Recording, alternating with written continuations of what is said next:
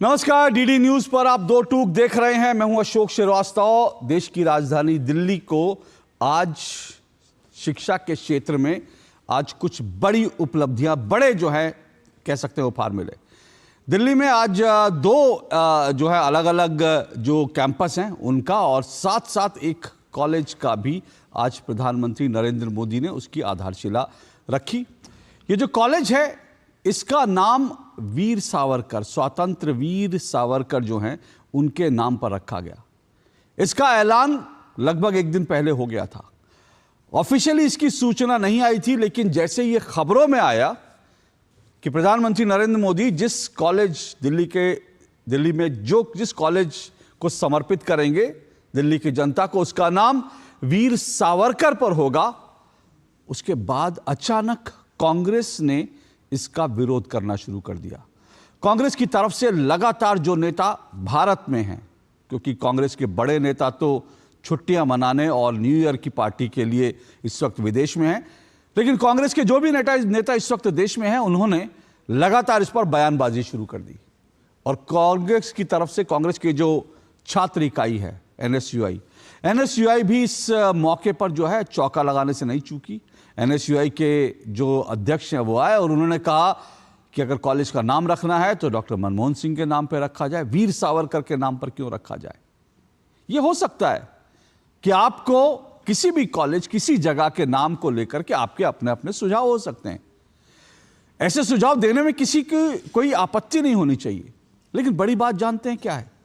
क्या ऐसे सुझाव देने के लिए या किसी का नाम आगे बढ़ाने के लिए आपको भारत के स्वतंत्रता सेनानियों का अपमान करना जरूरी है?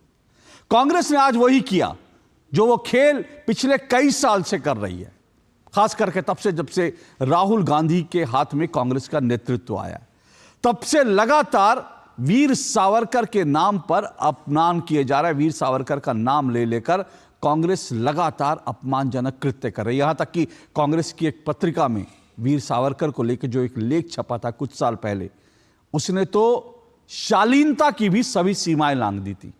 और अभी भी कांग्रेस की तरफ से जो कांग्रेस के, क्योंकि बड़े नेता जो हैं वो वीर सावरकर का अपमान करते हैं, तो कांग्रेस के जो छुटभइये नेता हैं ना, वो वीर सावरकर को लेकर के ऐसी ऐसी अपमानजनक टिप्पणियां करते हैं जिनको सुनकर खून खौल जाता है।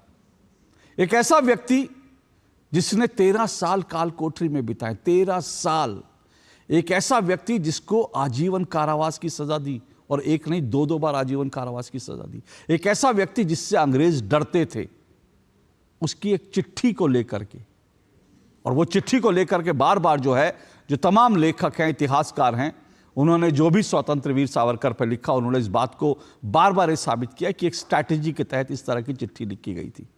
और ऐसी चिट्ठी अकेले वीर सावरकर ने नहीं लिखी थी, कई और लोगों ने ऐसी चिट्ठियां लिखी, क्योंकि उस वक्त एक स्ट्रैटेजी थी कि जेल में नहीं रहना, अंग्रेजों से लड़ना है, मुकाबला करना है, उनको देश से भगाना है। तो उसके लिए जो स्वतंत्रता सेनानी है वो अलग अलग स्ट्रैटेजी बनाकर लड़ते थे।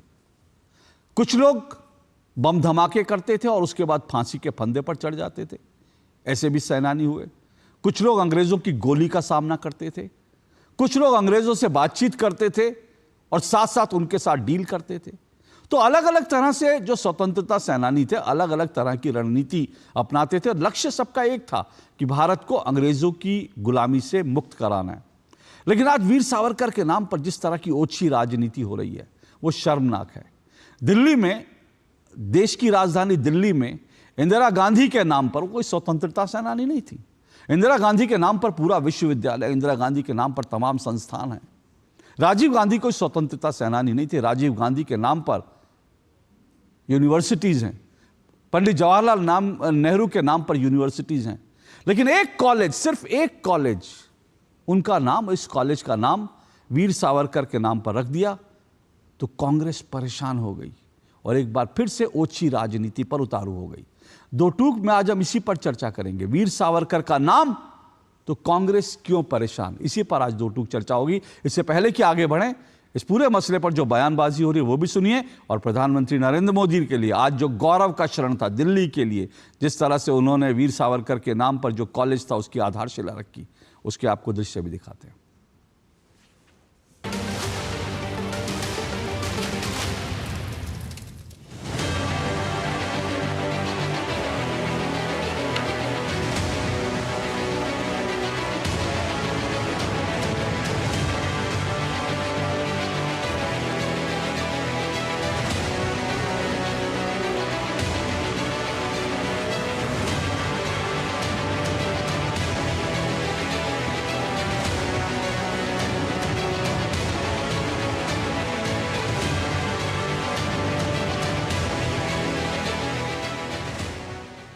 आज जिन नए परिसरों का शिलान्यास किया गया है, इससे हर वर्ष सैकड़ों नए साथियों को डीयू में पढ़ाई का अवसर मिलेगा।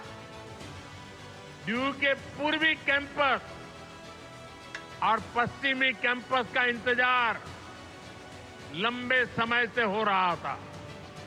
अब ये इंतजार खत्म होने जा रहा है। सूरजमल विहार में पूर्वी कैंपस और द्वारका में पश्चिमी कैंपस पर अब तेजी से काम होगा। वहीं नजफगढ़ में वीर सावरकर जी के नाम पर नया कॉलेज भी बनने जा रहा है। जब आज़ादी का आंदोलन चल रहा था, ऐसे बैक स्टैपिंग जो लोग किए थे उनको लेजिटिमाइज करवाना, उनको हीरोज बना के इतिहास के पन्नों में ज़बरदस्ती उनका नाम दर्ज करवाने की जो कोशिश की जा रही है, मुझे लगता है कि इससे कोई बहुत ज़्यादा उनको फ़ायदा नहीं होने वाला है। कि एनएसयूआई और कांग्रेस पार्टी जिसको इसका स्वागत करना चाहिए था, जैसे इंदिरा गांधी ने स्वागत किया था एक समय में, वो इस पर राजनीति कर रहे हैं। भले डॉक्टर मनमोहन सिंह हो गए, भले वीर सावरकर हो गए, भले सरदार पटेल हो गए या भले नेताजी सुभाष चंद्र बोस हो गए, हर पूर्व प्रधानमंत्री और हर राष्ट्रभक्त का सम्मान प्रधानमंत्री नरेंद्र मोदी जी की सरकार करती है और राष्ट्रभक्तों का अपमान कांग्रेस पार्टी करती है। इसीलिए कांग्रेस पार्टी को राष्ट्र विरोधी ऑपोजिशन भी कहा जाता है। अभी स्वर्गवासी हुए हैं मनमोहन सिंह जी, उनसे बड़ा कौन अर्थशास्त्र का ज्ञान रखने वाला, कौन शिक्षा से जुड़ा आदमी रहा। यूजीसी के भी रहे हैं, वो शिक्षा में भी बहुत काम किया है। बिल्कुल उपयुक्त होता कि उनके लिए हम ये, पर भारतीय जनता पार्टी से न स्वतंत्रता संग्राम से मतलब है, न शिक्षा से मतलब है। हर व्यक्ति जिन्होंने देश के लिए काम किया उनको आदर करेंगे। वो हमारे सरकार का और हमारे पार्टी का एक तरह से कोर आइडियोलॉजी भी है। और अगर कांग्रेसियों को कुछ नाम बदलना है, जो हमारे देश में 65 साल से इंदिरा गांधी, जवाहरलाल नेहरू, राजीव गांधी के नाम पे इतने सारे कॉलेजेस हुए हैं, इतने सारे इंस्टीट्यूट खुले गए हैं, एक दो को आप वो चुन ले और उनके हम नाम बदल देंगे। और मनमोहन सिंह जी के नाम पे एक इंस्टीट्यूशन नाम बदल के कर देंगे, नरसिम्हा राव के नाम पे एक इंस्टीट्यूशन खड़ा कर देंगे और जो राजीव गांधी और जवाहरलाल नेहरू के नाम है वो बदल देंगे। इसमें कोई तकलीफ नहीं है। वो सजेशन दे दे सरकार को, सरकार कर ले गए।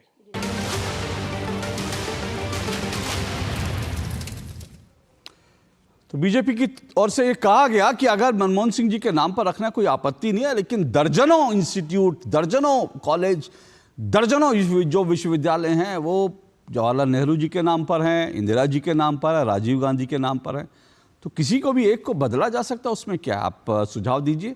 लेकिन अब ये नहीं बदलेगी, कांग्रेस ये सुझाव नहीं देगी, क्योंकि उसको तकलीफ दरअसल यही है कि दिल्ली का ये कॉलेज अगर इंदिरा गांधी के नाम पर होता तो कांग्रेस को आपत्ति नहीं होती, तब नहीं वो मनमोहन सिंह का नाम आगे बढ़ाते। अगर पंडित जवाहरलाल नेहरू के नाम पर होता तब कांग्रेस को आपत्ति नहीं होती, और अगर राजीव गांधी के नाम पर होता तब भी कांग्रेस को आपत्ति नहीं होती। लेकिन कांग्रेस को आपत्ति ये है कि स्वतंत्रता सेनानी का सम्मान कैसे हो जाता है इस देश में, क्योंकि इस देश में बकौल कांग्रेस, इस देश में सिर्फ एक परिवार ही तो है जिसने इस देश को आज़ादी दिलाई, बाकी सब तो अंग्रेजों के जो है वो चाटुकार लोग थे। बहरहाल इस सब मुद्दे पर आज चर्चा करेंगे। मेरे साथ आज की डिबेट में 4 मेहमान जुड़ चुके हैं, आइए परिचय करवा दूं। मेरे साथ तौहीन सिन्हा जुड़ चुके हैं, बीजेपी के राष्ट्रीय प्रवक्ता हैं तौहीन सिन्हा। सैयद जवाद जुड़े हैं मेरे साथ, राजनीतिक विश्लेषक है, कांग्रेस पार्टी के समर्थक हैं। मेरे साथ किशोर तिवारी जुड़े हुए हैं, शिवसेना उद्धव ठाकरे के नेता हैं, वरिष्ठ नेता हैं यूबीटी के। और मेरे साथ प्रणय कुमार जी हैं स्टूडियो में, जो लेखक हैं और शिक्षाविद हैं। आप चारों मेहमानों का बहुत बहुत शुक्रिया, स्वागत। शुरुआत सैयद जवाद आप ही से करता हूँ। एक कॉलेज का नाम वीर सावरकर के नाम पर रख दिया, तो क्यों इसमें इतनी आपत्ति क्यों भाई? इतने सारे कॉलेज हैं, अलग अलग, लेडी इरविन के नाम पर दिल्ली में कॉलेज है, तो वीर सावरकर के नाम पर रखा, तो क्यों इसमें आपत्ति होनी चाहिए भाई? तो आप म्यूट, हाँ जी। आपको बहुत बहुत शुभकामनाएं, आपके सभी दर्शकों को शुभकामनाएं और सभी को मेरा जय हिंद, जय संविधान। देखिए, नरेंद्र मोदी साहब बहुत अच्छा चुनावी स्टंट जो है वो हर बार चुनाव में करने की कोशिश करते हैं। आपको वीर सावरकर की याद जो है दिल्ली में 10 साल के बाद आई। कितने साल हो गए आपको सरकार? तीसरा टर्म। और दिल्ली के अंदर चुनाव हैं, तब आपको वीर सावरकर की याद आ रही है, और वो भी चुनावी है। और आपको याद होगा इससे पहले भी दिल्ली में 2020 में फरवरी के आसपास चुनाव थे, तब तो आपने कोई घोषणा ऐसी नहीं की। अभी देखिएगा शिवसेना के प्रवक्ता यहाँ पे किशोर तिवारी जी बैठे हुए हैं, वो कहेंगे भारत रत्न क्यों नहीं दिया। अभी देखिए भाजपा जो है वो तिलमिला जाएगी, वो तो समर्थन करेंगे।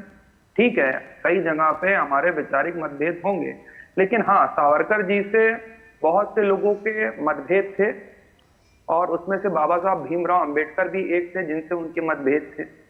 और उन्होंने क्या क्या कहा है बाबा साहब भीमराव अंबेडकर के बारे में, लोगों को पढ़ना चाहिए। मैं तो सार्वजनिक तौर पे उस बात को बोलूंगा भी नहीं जो बहुत कुछ उन्होंने अपनी किताबों में, अपने लेखन में लिखा हुआ है। दूसरी सबसे बड़ी बात, आपने बाबा साहब भीमराव अंबेडकर का तो सदन में साहब अपमान कर दिया, आज तक माफी नहीं मांगी। और सावरकर साहब की आइडियोलॉजी जो पर्सनैलिटी रही है वो दो तरीके की थी। एक, उनके लोग विरोध में रहे, गांधी जी की आइडियोलॉजी जो थी वो उनसे बिल्कुल डिफरेंस खाती थी।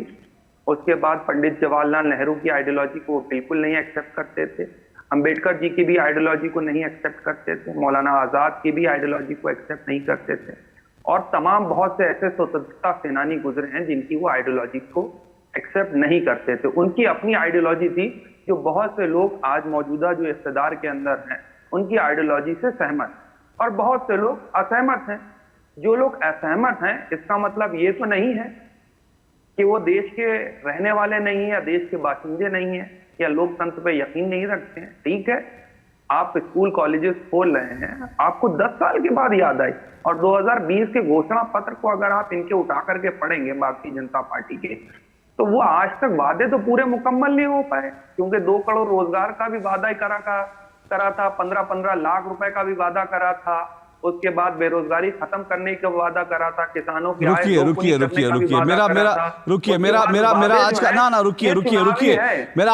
आज का विषय, एक मिनट रुकिए सैयद जवाद, रुकिए। मेरा आज का विषय चुनावी वादों पे नहीं है, ना मैं बीजेपी से हिसाब पूछूंगा, ना कांग्रेस से पूछूंगा, ना मैं आम आदमी पार्टी से पूछने वाला हूं।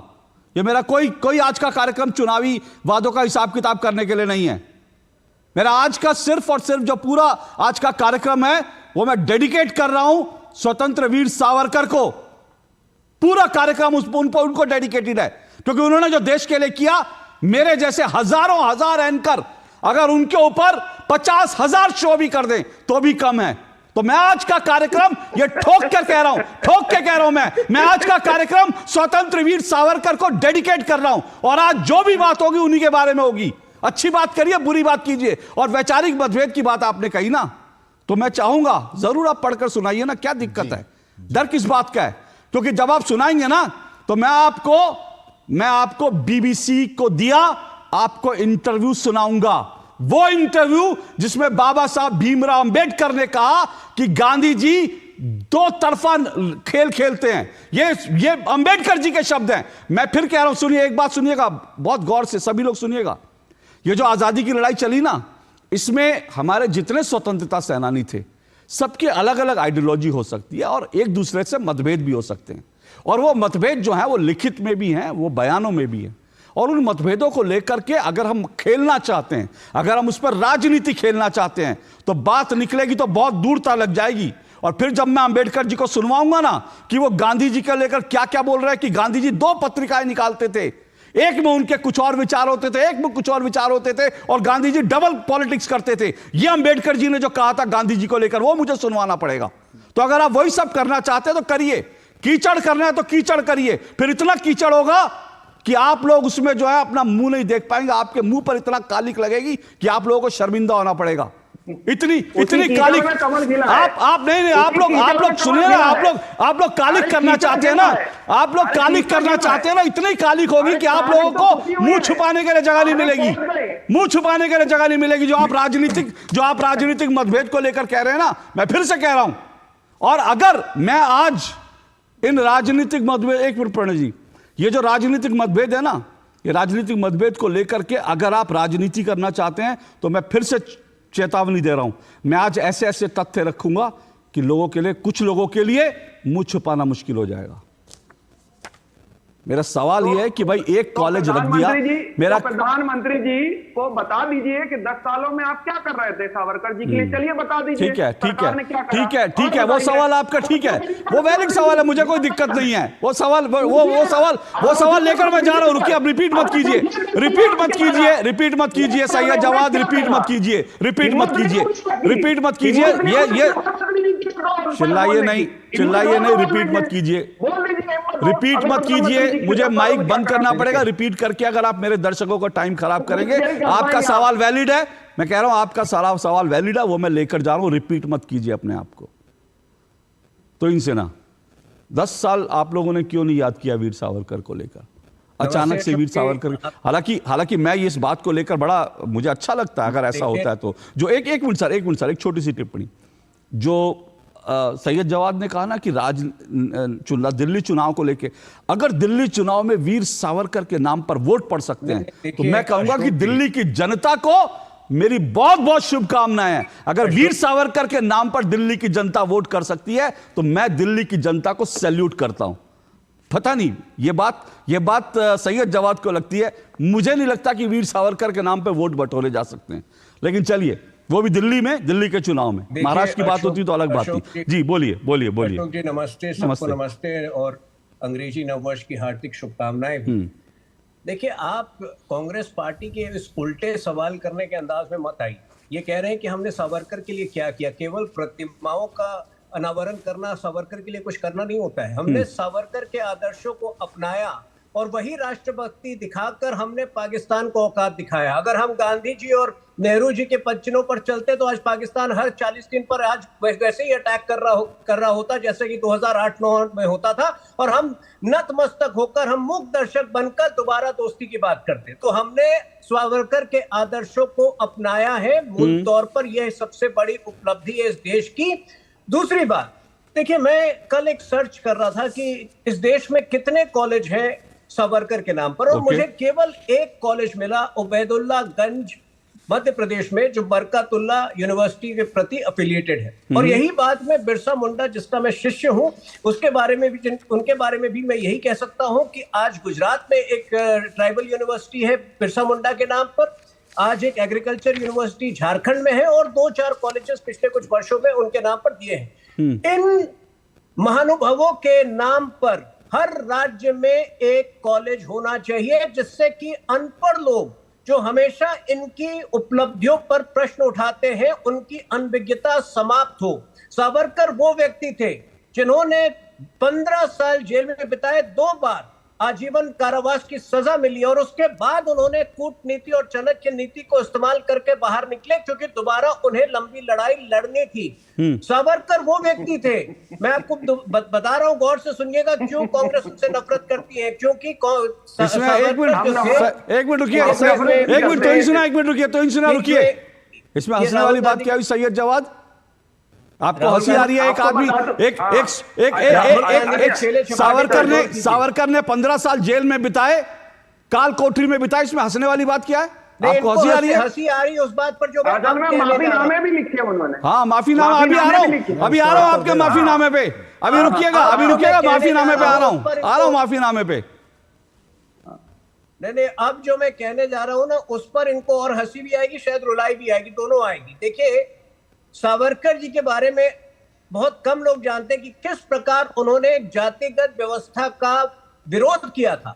और आज की कांग्रेस पार्टी जो केवल जातिगत आधार पर समाज को बांटते नहीं थकती है, वो निश्चित रूप से वो सावरकर का विरोध करेगी।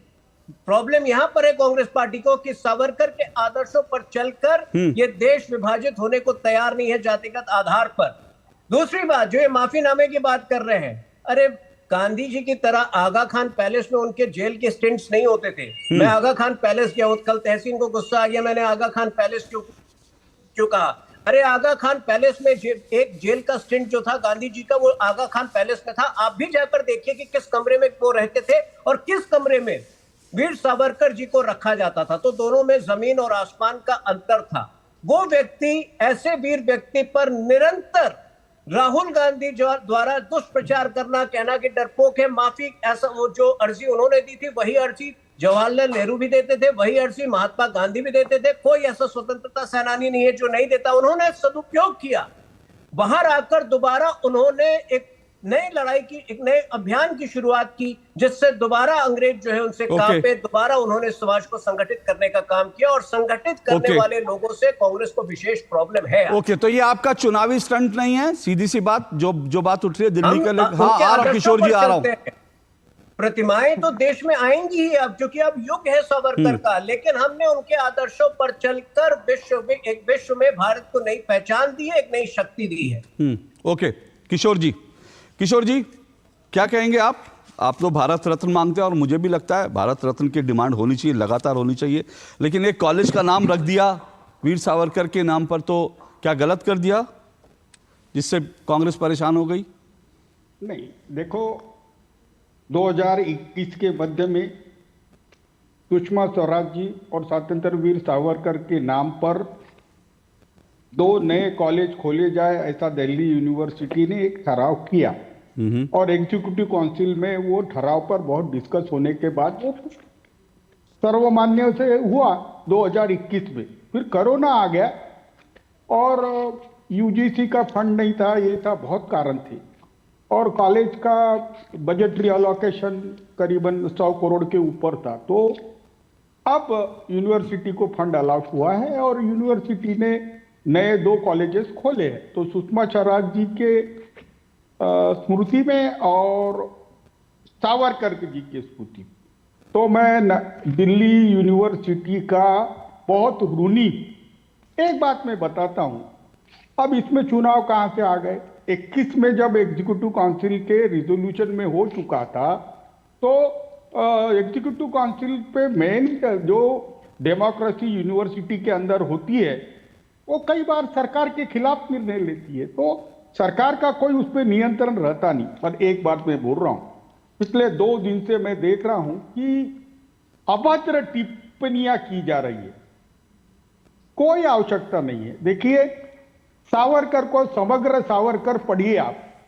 समग्र सावरकर में उनके हिंदू महासभा की कॉन्स्टिट्यूशन दी थी। हाँ, वो कॉन्स्टिट्यूशन पढ़िए भारत के लिए। उन्होंने 2 नेशन थ्योरी को पे भी लिखा था।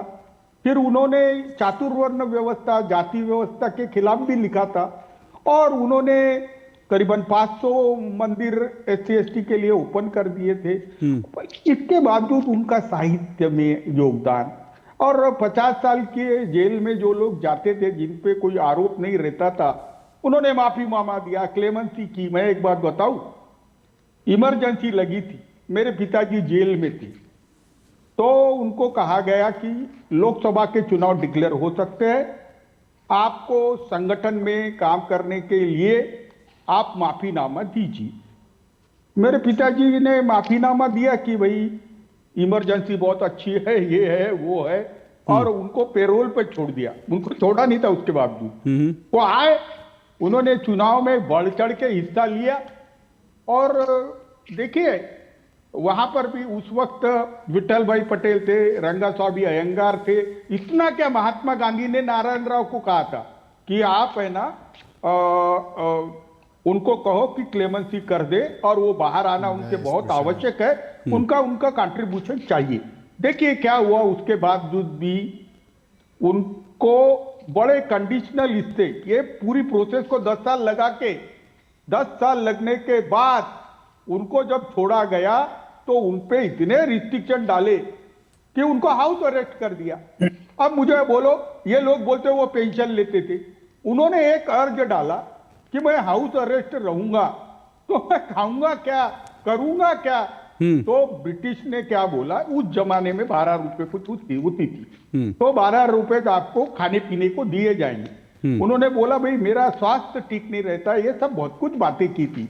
हाँ, वो सब डॉक्यूमेंटेशन उन्होंने ही लिखा कि ये सब हुआ, लेकिन उनको 9 साल के बाद उन्होंने कहा कि अब आप 13 साल के बाद उनको कहा कि आप फ्रीली मूव हो सकते हो। तो उसके बाद उन्होंने जो काम किया, हाँ, और वो 7 साल का उनका वर्क देखो, और खुल के काम किया उन्होंने। पर किशोर जी आप ये बात कांग्रेस को क्यों नहीं समझा पाए इतने सालों में? भाई आपके सहयोगी हैं और मेरे और अब तो आपके जूनियर पार्टनर हैं महाराष्ट्र में, वो अब तो जूनियर पार्टनर है, आप बड़े पार्टनर हैं। समझाइए उनको, सिखाइए, कुछ पढ़ाइए उनको। और अरे कांग्रेस को तो ये भी मालूम नहीं कि वो आरएसएस के प्रखर विरोधी थे, मुझे मालूम भी नहीं, उनके आइडियोलॉजी को पूरा समझा नहीं। हमने राहुल गांधी को एक दिन समझा दिया, वो बोले ठीक है मैं टिप्पणी करूंगा नहीं। अब ये नए नए लोग टिप्पणी लेके आते हैं, अब मुझे बोलो इतना विपक्ष है। नहीं सर, राहुल गांधी टिप्पणी कर चुके हैं, अभी संसद में टिप्पणी कर चुके हैं, वो दोबारा कर चुके हैं। बोल रहा हूं नहीं, मैं आपसे पूछ रहा हूं। देखिए मुझे मालूम है आप सावरकर के भक्त हैं और उसमें कोई आपत्ति नहीं, मैं भी भक्त हूं भाई सावरकर जी का, नहीं, उसमें क्या दिक्कत है। लेकिन मुझे इस बात पर है कि आप ऐसी चीजें सुन कैसे लेते हैं? मैं तो नहीं सुन पाता हूं, मेरा तो खून खोल जाता है। आप लोगों का खून ठंडा हो गया। अरे नहीं ना बाबा, मैं बताऊं तुमको, महाराष्ट्र के इस चुनाव में सावरकर के बार बार अपमान का, सनातन धर्म के बार बार अपमान की कीमत हमने चुका दी है। अगर कांग्रेस का यही रवैया रहा तो मैं अभी बता दे रहा हूं, उद्धव ठाकरे, हम बीएमसी चुनाव में इनसे दूर हो जाएंगे, मुझे नहीं चाहिए। हाँ, हमारे पार्टी के सब लोगों ने बोला है कि हमारे कोवर वोटर को लौटा के लाना है, और सावरकर का अपमान करना है क्या? इंडिया गठबंधन को सनातन धर्म का अपमान करना है, या मोदी शाह के जो नीतियां हैं, जिस नीतियों के बारे में, टेरिफ के बारे में, किसानों की समस्या के बारे में लड़ना? और एक मुझे बताइए, जो आर्गुमेंट किया जा रहा है अशोक जी, इस मनमोहन सिंह के नाम पे रखा जाए। अरे कॉलेज के नाम मनमोहन सिंह के नाम नहीं, मनमोहन सिंह के नाम के लिए तो इंटरनेशनल सिटी रहनी चाहिए। और क्यों नहीं? और मनमोहन सिंह उसके हकदार है। मनमोहन सिंह तो ठीक है, मैं मनमोहन सिंह का विरोध नहीं है सर, मैं तो वही कह रहा हूं, मैं तो यही कह रहा हूं सर, मनमोहन सिंह जी का कोई विरोध नहीं कर रहा। उनके नाम पर अभी उनकी मृत्यु हुई है, उनके नाम पर बहुत कुछ डेडिकेट किया जा सकता है। एक मिनट में जल्दी। हाँ, देखो, तुहिन सिन्हा आपके पार्टी के लोगों को भी कहो, आप है ना जवाहरलाल नेहरू, महात्मा गांधी, इंदिरा गांधी, राजीव गांधी, इन लोगों का अपमान क्यों कर रहे हैं? भाई कांग्रेस वही कर रही है, आप भी कर रहे हो। अरे भाई कांग्रेस ने गलत किया करके तो कांग्रेस को यहां ला के रखा लोगों ने। अरे 15 साल से कंटिन्यू मोदी जी की सरकार रहेगी, यही कांग्रेस के लिए बहुत बड़ी। तो जी जल्दी से रिस्पॉन्ड कीजिए, फिर मैं प्रणव जी के पास जाऊंगा। हमने कोई यूनिवर्सिटी का नाम नहीं बदला, जो जवाहरलाल नेहरू यूनिवर्सिटी का नाम है वो वही है, इंदिरा गांधी के नाम पर जितने कॉलेजेस थे वो वही है। लेकिन मैं, किशोर जी अच्छे व्यक्ति हैं, ईमानदार व्यक्ति हैं, इसलिए उनको याद दिला दूं कि उद्धव ठाकरे जी की पार्टी जब सरकार में थी, वही 2.5 साल उन्होंने जो समझौता किया था कांग्रेस के साथ, और जो मूक दर्शक बनकर सुनते रहे अपमान सावरकर का, तभी कांग्रेस की इतनी हिम्मत बढ़ी है। देखिए, अगस्त सितंबर 2019 का एक वीडियो है, आपको शायद मिलेगा पब्लिक डोमेन पर, जहां की उद्धव ठाकरे कह रहे हैं कि दोबारा अगर राहुल गांधी सावरकर के विरुद्ध कहता है कुछ तो मैं चप्पल खोल के मारूंगा, ये उनकी भाषा थी। लेकिन वही 2 महीने बाद नवंबर में उन्होंने समझौता कर लिया और 2.5 साल तक उनको खुली छूट दे दी कि आप अपमान करते रहिए सावरकर का, जिसकी वजह से ये लोग इनकी इतना बल मिला कांग्रेस पार्टी को कि इनको लगा कि ये कुछ भी कर सकते हैं। बिल्कुल। एक मिनट में जवाब दे देता हूं। बोलिए जल्दी से। हाँ, देखिए, इसी की तो कीमत हमने चुकाई। अभी 50 सीटें हमारी मार्जिनल गिर गई, और कांग्रेस मानते हैं इस बात को? हाँ, मैं मानता हूं गलतियां हुई। सावरकर जी का पहला ही अपमान हमने बहुत सीरियसली लिया होता और हम इनसे पार्ट हो जाते तो बहुत अच्छा होता। देर आए दुरुस्त आए, we are going to part with such people who are insulting Sanatan धर्म।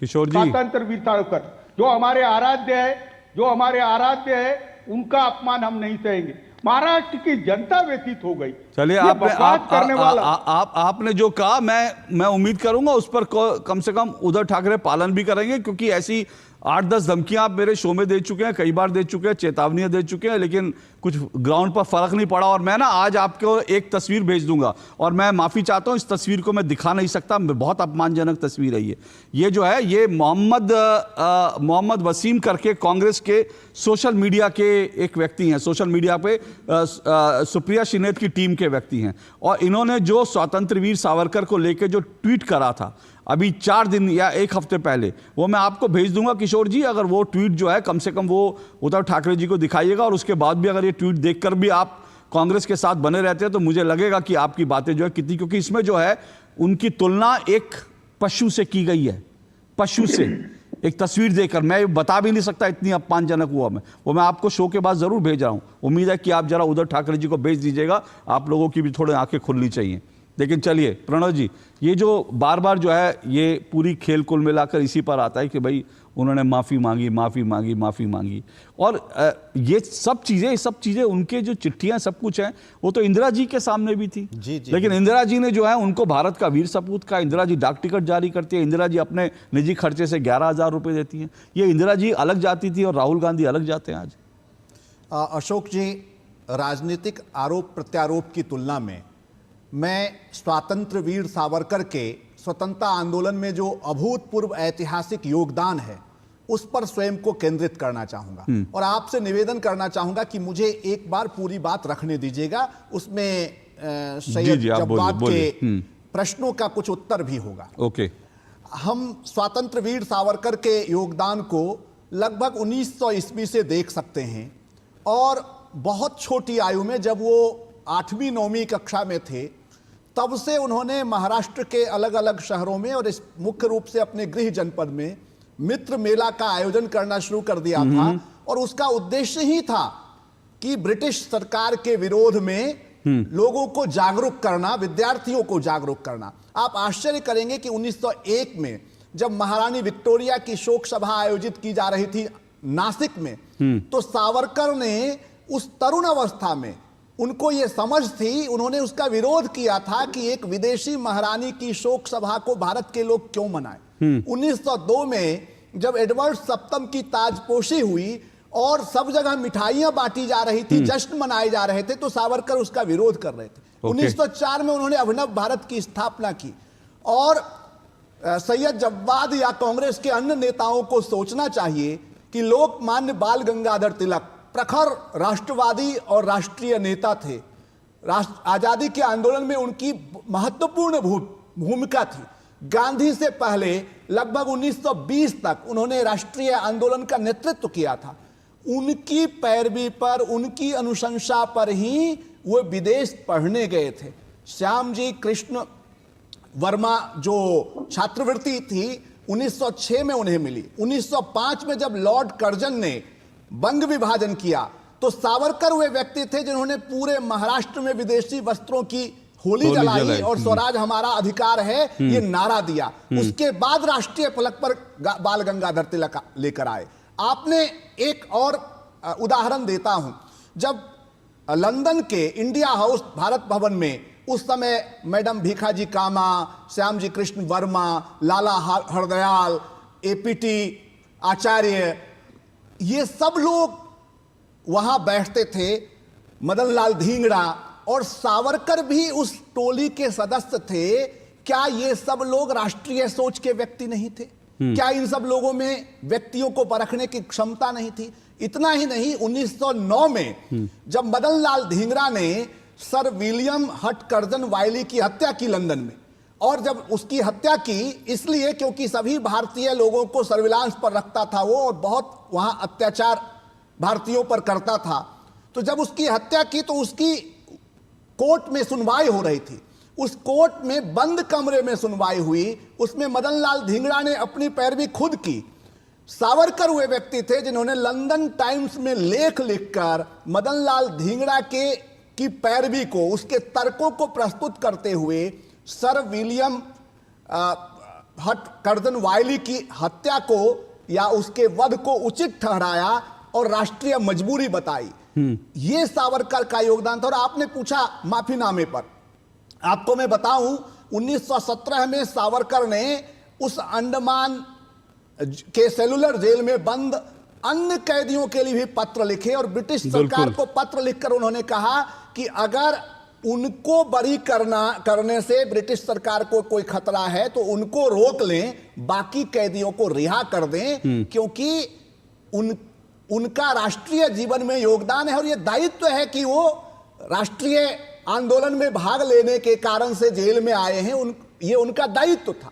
इतना ही नहीं, आप आश्चर्य करेंगे कि उस समय आपने नाम सुना होगा श्रीपाद डांगे जो कम्युनिस्ट पार्टी के संस्थापक थे, सचिंद्र नाथ सान्याल जो बहुत महान क्रांतिकारी थे, वारिंद्र घोष जो बहुत महान क्रांतिकारी थे, सबने वैसी ही याचिका दायर करके ब्रिटिश सरकार से अपने को बरी कराया था। और इसको जो माफी, एक मिनट और आधा मिनट और दिया जाए, इसको जो माफीनामा प्रचारित किया जा रहा है, यह दरअसल एक बॉन्ड पत्र था, बंध पत्र, शपथ पत्र, जो आज भी कोई कैदी रिहा होता है तो बाद में उसका आचरण देश के मान्यता परंपरा के अनुकूल रहेगा, अनुशासित रहेगा। एक औपचारिक सी भाषा होती है जो औपचारिक लीगल प्रक्रिया है, इसको माफीनामा कहकर प्रचारित करना। और अंतिम बात कह रहा हूं, 20 जनवरी 1920 को, मैं डेट बता रहा हूं, चेक कर लें, महात्मा गांधी ने सावरकर के छोटे भाई गणेश राव को बुला करके कहा कि आपको सावरकर जी की रिहाई के लिए प्रयत्न करना चाहिए। और अंतिम बात इस कड़ी की, इसके बाद आप दूसरा अवसर देंगे तो ऐसे बहुत सारे फैक्ट्स मैं आपके सामने रखूंगा। 26 मई 1920 को यंग इंडिया में गांधी जी ने एक लंबा लेख लिखा है और उस लेख में सावरकर अकेले ऐसे क्रांतिकारी थे जिनके तीनों भाई स्वतंत्रता आंदोलन में भाग ले रहे थे और 2 को काला पानी मिला हुआ था। तो गांधी जी ने 26 मई 1920 को यंग इंडिया में एक लेख लिखा और लेख लिखकर सावरकर की रिहाई की पैरवी की थी। क्या सैयद जवाद गांधी को भी गलत सिद्ध करना चाहते हैं? ओके, वो उनसे पूछा जाना चाहिए। देखिए सवाल एक मिनट सर, मुझे एक ब्रेक लेना है। मैं ब्रेक के बाद जिस चर्चा को बढ़ाऊंगा, क्योंकि फिर कह रहा हूं कि देखिए ये बात है कि वो बॉन्ड होता था और इस तरह की एक नहीं कई नेताओं की कई सारी चीज़ें हैं जो इतिहास में हैं, लेकिन हम उनको खोदना चाहते हैं तो फिर अगर खोदेंगे तो सबके लिए बड़ी मुश्किल हो जाएगी, क्योंकि इस तरह की चीज़ें जो हैं इतिहास में भरी पड़ी हैं कि इसका क्या योगदान था क्या नहीं था। लेकिन हमको मोटे तौर पर यह नहीं भूलना चाहिए कि उन्होंने 13 साल जो है काला पानी की सज़ा भुगती और काला पानी के 13 साल जो है वो किस कांग्रेस के बड़े नेता ने जो है सज़ा भुगती होगी, जरा एक का नाम बताइएगा। आता हूँ इस छोटे से ब्रेक के बाद।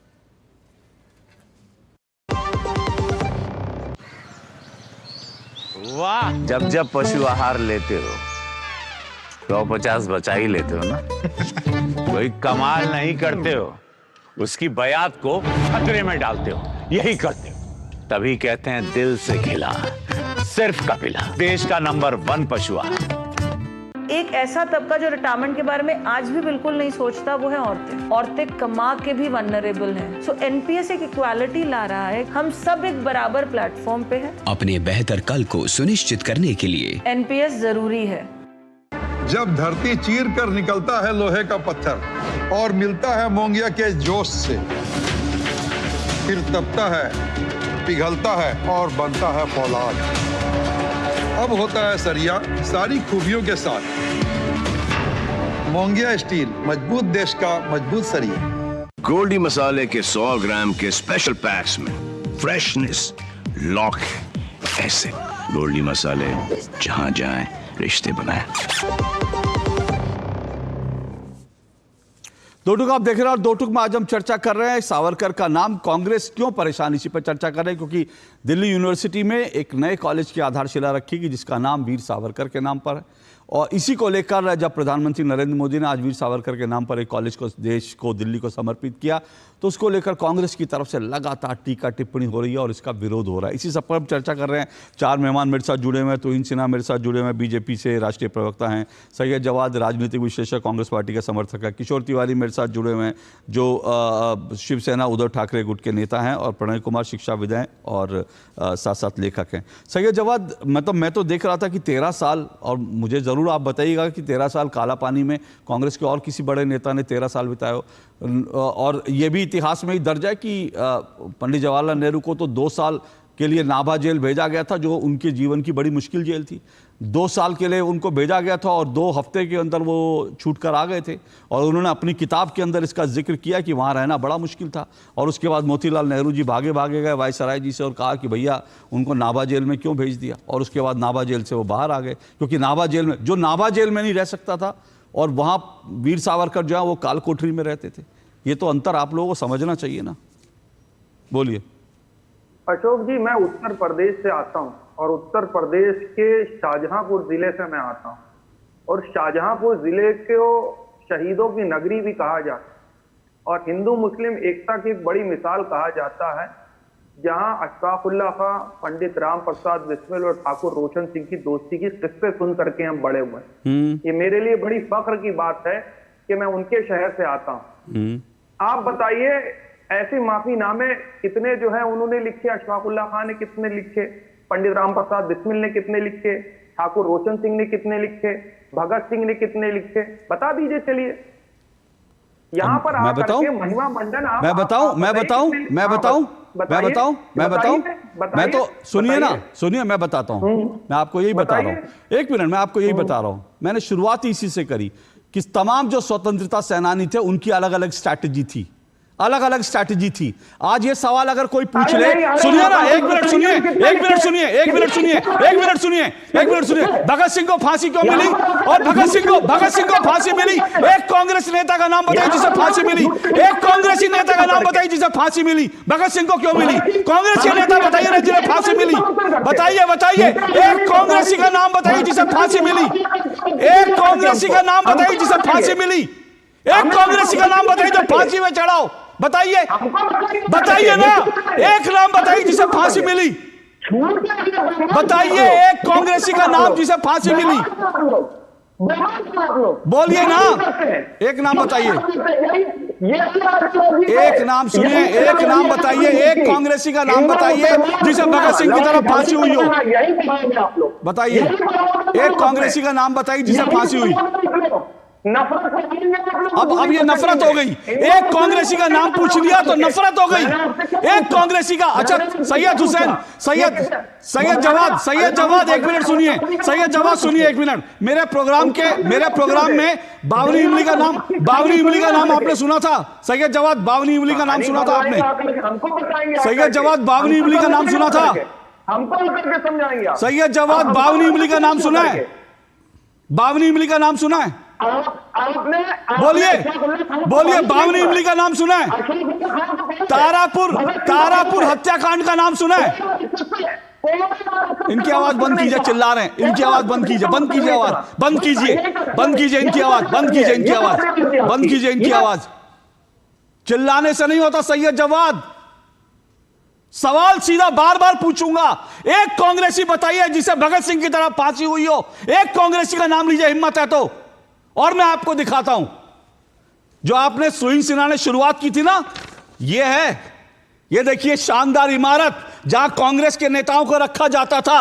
और ये है, ये देखिए यहां कांग्रेस के आगा खान पैलेस, इस पैलेस में कांग्रेस के नेताओं को बंद किया जाता था। और ये छोटी सी जो है कोठरी है, काल कोठरी, जहां पर जिन्होंने 13 साल बिताए, सोचिए 13 साल उन्होंने इस काल कोठरी में बिताए वीर सावरकर ने, और कांग्रेस के लोगों को इस महल नुमा जगह रखा जाता था। आप बात करेंगे स्वतंत्रता, आप वो उंगली उठाएंगे वीर सावरकर पर? और मैं आपको दिखाता हूं, जरा देखिए, जरा ग्राफिक चलाइए। आज इनकी आंखें खोलनी चाहिए। और मैं फिर बड़ा स्पष्ट कह रहा हूं, मैं ये मानता हूं और हम ये मानते हैं कि स्वतंत्रता सेनानियों के त्याग और बलिदान की तुलना नहीं होनी चाहिए। लेकिन जबकि कांग्रेस और कांग्रेस के पिट्ठू लगातार वीर सावरकर का अपमान कर रहे हैं, तो कुछ जानकारी आपकी नजर में आनी चाहिए, कुछ चीजें आपकी जानकारी में आनी चाहिए। और आज मैं आपको वो दिखा रहा हूं, सुनिए, दिखाता हूं मैं आपको, जरा दिखाइए, आपको मालूम पड़े कि कौन क्या करता था, कौन अंग्रेजों का पिट्ठू था और कौन क्या था। भागिएगा इस सच से। अरे ग्राफिक चलाइए प्लीज, ग्राफिक चलाइए। एक तरफ वीर सावरकर की पोशाक आपको दिखा रहा हूं, साल 1911 में, जिस वक्त वीर सावरकर जेल में थे और यह पोशाक पहनते थे, उनको ये कपड़े दिए गए थे। और दूसरी तरफ मोतीलाल नेहरू 1911 में जब अंग्रेजी राजा आए थे, उनकी रानी आई थी, तो जो दिल्ली दरबार लगा था, दिल्ली दरबार में जाकर वो अंग्रेजी हुकूमत के सामने उनको सलाम ठोक रहे थे। ये सलाम ठोक रहे थे मोतीलाल नेहरू। 1911 सावरकर की काल कोठरी जो है वो 13 फीट 7 फीट की थी, और नेहरू जी का कमरा देखिए क्या हवादार कमरा था। सावरकर जी कोलू के तेल निकालते थे कोलू की तरह, और नेहरू जी जिस कमरे में रहते थे वहां मच्छरदानी थी, वहां हवादार कमरा था, वहां किताबें लिख सकते थे, वहां वो डायरी लिख सकते थे, बैडमिंटन खेल सकते थे। ये सच है इस देश का सच समझिए। आप लोग बताते हैं वीर सावरकर के बारे में, नेहरू जी को जो कमरे मिलते थे बैडमिंटन खेलने के लिए, जेल में थे, और एक बार नाभा जेल भेजा गया था, सिर्फ एक बार, और नाभा जेल में 2 हफ्ते की सजा नहीं, 2 साल की सजा नहीं काट पाए, 2 हफ्ते में वहां से भागे। उनके पिताजी ने जाकर जो है वायसराय के हुक्म बजाया कि भाई मेरे बेटे को छोड़ दो। फिर कह रहा हूं, गंदगी अगर आप उछालेंगे तो इतनी गंदगी हो जाएगी कि आपको अपनी शक्ल देखने का मुश्किल हो जाएगा। मोतीलाल नेहरू को देखिए जरा, 1911 में किस तरह से शान और शौकत से, अंग्रेजी कपड़े हैं, सर पर हैट है, वो गए थे दरबार में, दिल्ली दरबार में क्या था कि अंग्रेजी राजा आए हैं भाई, अंग्रेजों के राजा आए हैं, अंग्रेजी जो ब्रिटेन के राजा आए हैं, ब्रिटेन की रानी आई हैं, उनका स्वागत समारोह करना है। तो वहां पर जो है मोतीलाल नेहरू पहुंचे हैट पहन के, और कपड़े देखिए क्या शानदार कपड़े, बटन चमचमाते हुए अंग्रेजी कपड़े, और दूसरी तरफ वीर सावरकर की पोशाक है जो जूट से बनी थी। और ये बोलते हैं कि जूट वहां इसलिए होता था, जूट जो है शरीर पर लगता था, और शरीर पर लगता था तो शरीर में दर्द होता था, क्योंकि जूट के कपड़े वहां पे जिस तरह की हवाएं चलती थी। यह जिंदगी वीर सावरकर ने बिताई, और यह जिंदगी कांग्रेस के नेता बिताते थे, और आज ये वीर सावरकर को गाली देते हैं। बेशर्मी की हद होती है। अशोक जी 2 मिनट मुझे दीजिए। नहीं सर, 1 मिनट रुकिए, मैं दूंगा आपको। ये देखिएगा तस्वीर, ये है मोतीलाल नेहरू 1911 में, जब वीर सावरकर काला पानी की जेल में थे, कोलू की तरह खट रहे थे। तो ये आपके मोतीलाल नेहरू ये कपड़े पहन करके अंग्रेजों की सभा में गए थे, दिल्ली दरबार में गए थे ये कपड़े पहनकर। और दूसरी तरफ ये वीर सावरकर की पोशाक है, ये वीर सावरकर की पोशाक है। और ये देखिए मोतीलाल नेहरू 1911। क्या बात करते हैं आप, ऐसी जगहों पर रहते थे जेल में। और फिर से कह रहा हूं, एक नाम बता दीजिए ना जिसने गोली खाई हो। और मैं फिर सवाल पूछ रहा हूं, बावनी इमली का नाम सुना है, तारापुर संग्राम का नाम सुना है, तारापुर हत्याकांड का नाम सुना है? सैयद जवाद बताइए, जानते हैं बावनी इमली और तारापुर हत्याकांड? मैंने सुना है, बिल्कुल सुना है। बता दूं पूरा इतिहास बता दूं? कितने लोग पूरा इतिहास बता दूं? और सुन लीजिए, बिल्कुल पूरा इतिहास बता देता हूं। जलियांवाला बाग का इतिहास मुझे पता है, आपको बावनी इमली का इतिहास पता है, तारापुर संग्राम जानते हैं? बोलिए। बच्चा जलियांवाला बाग जानता है, बच्चा जलियांवाला बाग जानता है, लेकिन आप जानते हैं तारापुर संग्राम? आप जानते हैं बावनी इमली? जानते हैं? सुनिए, आप पहले पूरी आप बात नहीं सुनेंगे। आप बात मेरी देखिए, यही सवाल की अगर आलोचना होगी तो आलोचना सुन नहीं पाएंगे आप लोग जो है सावरकर जो नाथुराम की आइडियोलॉजी के लोग हैं, इसीलिए आप अपनी आलोचना मतलब की बात कीजिए। आपसे सवाल पूछा, बोलिए, सवाल पूछा, जवाब दीजिए। आपको अगर आलोचना पसंद होती, मैं इसीलिए एक्सपोज करना चाहता हूं कि अगर आलोचना कर दोगे तो सावरकर आलोचनाओं को पसंद नहीं करते थे, इसलिए बार-बार लोगों की सवाल बोलना, ज्ञान मत दीजिए, ज्ञान मत दीजिए। मैंने आपको फैक्ट दिए, फैक्ट देना सीखिए 2 टूक में, ज्ञान देने के लिए नहीं आया, फैक्ट दीजिए। माइनॉरिटीज के लिए, जो मुसलमानों के लिए, माइनॉरिटीज के लिए जो ये मुसलमान कहां से आ गए? मुसलमान कहां से आ गए? वीर सावरकर में चर्चा हो रही है, मुसलमान कहां से आ गए? हिंदू मुसलमान कहां से आ गए? हिंदू मुसलमान कहां से आ गए? क्योंकि उन्होंने अपनी किताब हिंदू मुसलमान के अलावा शाहीन बाग वालों को कुछ नहीं आता। शाहीन बाग वालों को हिंदू मुसलमान के अलावा कुछ नहीं आता। मैं वीर सावरकर की बात कर रहा हूं। मैं ये पूछ रहा हूं, कांग्रेस का एक नेता बताइए जो गोली से मरा हो, लेकिन वो नहीं बताएंगे। हिंदू मुस्लिम शुरू हो गया, हिंदू मुस्लिम कार्ड आ गया ना, हिंदू मुस्लिम कार्ड आ गया। भाई अब आप देखिए, आपके साथ प्रॉब्लम ये है, आपके साथ सुनिए सैयद जवाद चिल्लाइए नहीं, मैं आपसे सवाल पूछ रहा हूं। सैयद जवाद चिल्लाइए नहीं, सवाल पूछ रहा हूं। एक मिनट सवाल पूछ रहा हूं। आपने कहा जलियांवाला बाग मुझे पता और देश के बच्चे को पता है। मैं आपसे पूछता हूं, बावनी इमली और तारापुर नरसंहार के बारे में आपने सुना है क्या? बताइए। मैं इसीलिए आप लोगों के सामने ये रखना चाहता हूं, सत्य और तथ्य। आप चार लोग जो हैं, इनके लिए तालियां बजाइए। एक छोटा सा सवाल पूछा और एक छोटा सवाल ज्ञान देने लगे, तालियां बजाइए इनके लिए। एक सवाल पूछा सैयद जवाद से, एक सवाल पूछा, और मैं आपको बताता हूं क्यों नहीं जानते आप तारापुर संग्राम के बारे में और बावनी इमली के बारे में मैं आपको बता चुका हूं।